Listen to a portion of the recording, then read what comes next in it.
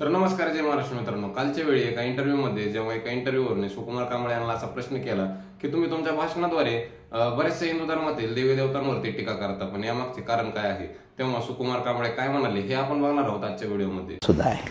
तुम्ही तुमच्या भाषणांच्या माध्यमातून अनेक हिंदू देवदेवतांवरती सुद्धा तुम्ही टीका केलेल्या आहेत. उदाहरणार्थ गणपतीवरती सुद्धा तुम्ही टीका का, म्हणजे नेमकं गणपती हा जो उत्सव आहे ना, हा पूर्वी नव्हता. बरं. महात्मा फुलेंनी छत्रपती शिवाजी महाराजांची समाधी शोधून काढली आणि त्यानंतर शिवजयंती सुरू झाली पुण्यामध्ये, बरोबर, मोठ्या प्रमाणामध्ये.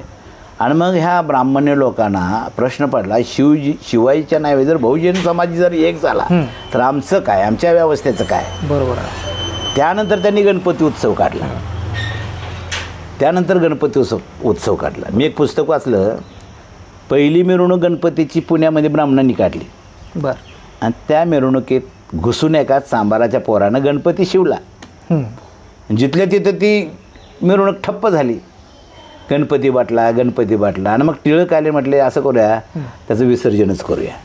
बरं. ती विसर्जन प्रक्रिया ही अशी आलेली आहे.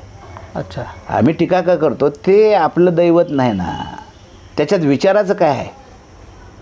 समाला जे मारक आहे, अंधश्रद्धेमध्ये नेणार आहे, अज्ञान बनवणार आहे, त्याच्यावर आम्ही टीका करणारच ना. कारण का समाजाला त्याच्यातून बाहेर काढल्याशिवाय आमचा विकास होऊ शकत नाही ना. एक तर तिथे शिक्षणाचा काय गंध नाही, अंधश्रद्धा प्रचंड आहेत. देवच दारोडे दिले ना आम्हाला.